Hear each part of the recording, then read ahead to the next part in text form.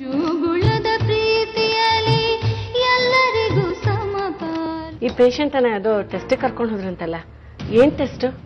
ರಘು ಅಂತಲ್ವಾ ಅವ್ರ ಹೆಸರು? ಹೌದು. ಯಾವ ಟೆಸ್ಟ್ ಇಲ್ವಲ್ಲ? ಯಾವ ಟೆಸ್ಟ್ ಇಲ್ವಾ? ಮತ್ತೆ ಎಲ್ಲಿ ಹೋದ್ರು ಸಿಸ್ಟರ್? ಒಂದ್ ನಿಮಿಷ ರಿಸೆಪ್ಷನ್ ಅಲ್ಲಿ ಕೇಳ್ಕೊಂಡ್ ಬರ್ತೀನಿ. ಯಶೋಧ ಸತ್ತಿಲ್ಲ, ಬದುಕಿದ್ದಾರೆ ಅನ್ನೋದು ಬಹುಪಾಲ್ ಕನ್ಫರ್ಮ್ ಆಗಿದೆ. ಹಾಗಾಗಿ ಅವ್ರು ಎಲ್ಲಿರಬಹುದು ಅನ್ನೋದನ್ನ ನಾವು ಹುಡುಕ್ಬೇಕು. ನಂಬರ್ 2, ಯಾರು ಅವ್ರನ್ನ ಕಿಡ್ನಾಪ್ ಮಾಡಿದ್ರ? ಅವ್ರ ಉದ್ದೇಶ ಏನಾಗಿತ್ತು? ಅಥವಾ ಯಶೋಧಾನೆ ಗಂಡನಿಗೆ ಅತ್ತೆಗೆ ಬೇಸರ ಪಟ್ಕೊಂಡು ಅವ್ರೆಲ್ಲಾದ್ರೂ ದೂರ ಹೋಗಿದ್ರ ಅನ್ನೋದನ್ನ ನಾವು ಇನ್ವೆಸ್ಟಿಗೇಟ್ ಮಾಡ್ಬೇಕಾಗುತ್ತೆ. ನನ್ಗನ್ಸುತ್ತೆ ಅವ್ರು ಯಾರಿಗೂ ಹೇಳ್ದೆ ಹೋಗಿರೋದು ನೋಡಿದ್ರೆ ತುಂಬಾ ಪ್ಲಾನ್ ಮಾಡ್ಕೊಂಡು ಹೋಗಿದ್ದಾರೆ ಸರ್. ನೋಡೋರ್ ಕಣ್ಣಿಗೆ ಅವ್ರು ಸತ್ತಿದ್ದಾರೆ ಅನ್ನೋ ನಂಬಿಕೆ ಹುಟ್ಟಿಸೋ ಪ್ರಯತ್ನ ಸರ್. ಎಸ್, ಗಂಡನ ಬುದ್ಧಿ ಕಲ್ಸಕ್ಕಿರಬಹುದು, ಅಥವಾ ಮನೆ ವಾತಾವರಣ ಹಿಡಿಸ್ತಾ ಇರಬಹುದು, ಅಥವಾ ಯಾರೂ ಬೇಡ ಏಕಾಂಗಿಯಾಗಿರ್ತೀನಿ ಅನ್ನೋ ಆಸೆ ಹುಟ್ಟಿರಬಹುದು. ಒಂದು ಮಾತು ಮಾತ್ರ ತಿಳ್ಕೊಳ್ಳಿ, ಮನುಷ್ಯ ಒಂಟಿಯಾಗಿರ್ಬಹುದು, ಆದರೆ ಯಾರ ಸಂಪರ್ಕನೂ ಇಲ್ಲದೆ ಇರಕ್ಕೆ ಸಾಧ್ಯನೇ ಇಲ್ಲ. ಯಾರ ಜೊತೆ ಅನ್ನೋದನ್ನ ನೀವು ಕಂಡುಹಿಡಿಬೇಕು. ನಿನ್ನಕ್ಕ ದೇವಕಿಗೆ ಹೇಳು, ನನ್ನ ಮಗ ರಘುವಿನ ತಂಟೆಗೆ ಬರಬೇಡ ಅಂತ. ಇಷ್ಟರಲ್ಲೇ ಚಪ್ಪಲಿ ಪೂಜೆ ಮಾಡಿಸ್ಕೊಳ್ಳೋದಕ್ಕೆ ತಯಾರಾಗಿರೋ ನಿಮ್ ಮಗನ್ ಬಗ್ಗೆ ಜಾಸ್ತಿ ವಹಿಸ್ಕೊಂಡು ಮಾತಾಡ್ಬೇಡಿ ರಾಜೇಶ್ವರಿ ಅವರೇ. ನೀವು ಒಬ್ಳು ಹೆಂಗಸಾಗಿ. ನೆಕ್ಸ್ಟ್, ನನಗೆ ನನ್ನ ಮಗ ಮುಖ್ಯ. ಓಹೋ, ಮಗ ಮಾತ್ರ ಮುಖ್ಯ ಆಗಿ ಸೊಸೆನ ನೀವೇ ಅಟ್ಯಾಚ್ ಮಾಡಿದ್ರಿ ಅಂತಾನೂ ಇರ್ಬೋದಲ್ವಾ? ನಿಮ್ ಮಾತಿನ ಮುಂದಿನ ಸಾಲು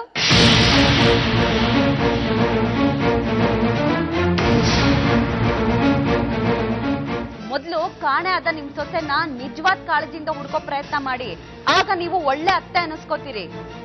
ಇಲ್ಲ ಅಂದ್ರೆ ಊರ್ ತುಂಬಾ ನಾವೇ ಹೇಳ್ಕೊಂಡ್ ಬರ್ತೀವಿ, ಮಗನಿಗೆ ಇನ್ಯಾರನ್ನೋ ಕಟ್ಟೋ ಉದ್ದೇಶದಿಂದ ಯಶೋಧ ಅವರನ್ನ ಅತ್ತೆಯವರೇ ಏನೋ ಮಾಡಿದ್ದಾರೆ ಅಂತ.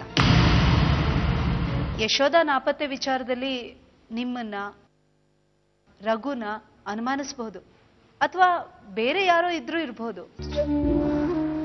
ಆದ್ರೆ ರಘು ತನ್ನ ಹೆಂಡತಿ ನಾಪತ್ತೆ ಆದ್ಲು ಅಂತ ಸಿಂಪತಿ ಗಿಡ್ಸ್ಕೊಳ್ಳೋದಕ್ಕೆ ದೇವಕಿಗೆ ಫೋನ್ ಮಾಡೋದು ಸರಿನಾ?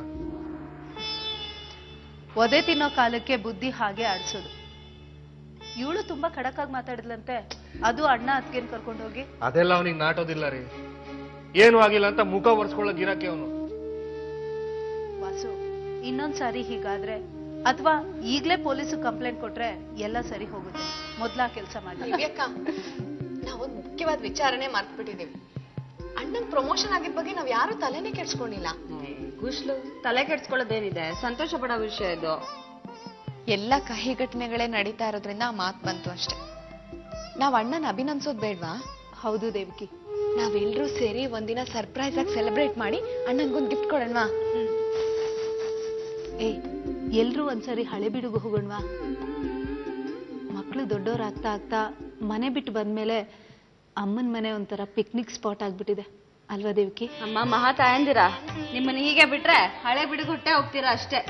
ಮೊದ್ಲು ನಮ್ಮ ಅಣ್ಣನ ಅಭಿನಂದನಾ ಕಾರ್ಯಕ್ರಮಕ್ಕೆ ಯಾರ್ಯಾರಿಗೆ ಎಷ್ಟು ಖರ್ಚು ಬೀಳುತ್ತೆ ಅದನ್ನ ಫಸ್ಟ್ ಹೇಳಿ.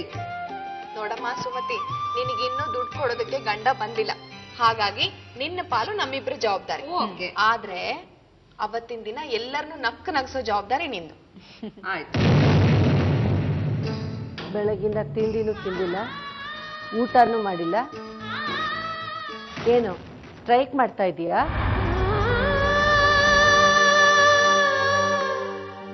ನೀನ್ ಸ್ಟ್ರೈಕ್ ಮಾಡೋದ್ರಿಂದ ಯಾವ ಪ್ರಯೋಜನವೂ ಆಗಲ್ಲ. ರಘುನ ಹೆದರಿಸಿ ಅವನ್ ಜುಟ್ಟು ಹಿಡ್ಕೊಂಡು ಆಟ ಆಡಿಸ್ತಾ ಇದೆಯಲ್ಲ, ಆ ಆಟ ಇಲ್ಲಿ ನಡೆಯೋದಿಲ್ಲ.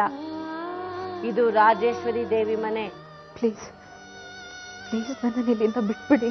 ಬಿಡ್ತೀನಿ, ಖಂಡಿತ ಬಿಡ್ತೀನಿ. ಆದ್ರೆ ನಾನು ಹೇಳಿದ್ದೆಲ್ಲ ಒಂದು ಬಿಡದ ಹಾಗೆ ನಡಿಬೇಕು. ನನ್ನ ಕೆಲಸ ಎಲ್ಲ ಮುಗಿದ್ಮೇಲೆ ನೀನನ್ನು ಖಂಡಿತ ಇಲ್ಲಿ ಇಟ್ಕೊಳ್ಳೋದಿಲ್ಲ. ಮೊದಲು ನೀನು ಊಟ ಮಾಡು. ನೀನ್ ಮಾಡ್ಬೇಕಾಗಿರೋ ಕೆಲಸ ಬೇಕಾದಷ್ಟಿವೆ. ಮಗು ಹೇಳಿದೆ. ನೀನು ಊಟ ಮಾಡಿದ್ಮೇಲೆನೆ ನಿನಗಾದ್ರ ವಿಚಾರ ಗೊತ್ತಾಗೋದು. ಇನ್ನೊಂದು ವಿಚಾರ ಹೇಳ್ತೀನಿ, ಇಲ್ಲಿಂದ ತಪ್ಪಿಸ್ಕೊಂಡು ಹೋಗೋ ವ್ಯರ್ಥ ಪ್ರಯತ್ನ ಮಾಡಬೇಡ. ನಿನ್ನ ಜೀವಕ್ಕೆ ಅಪಾಯ.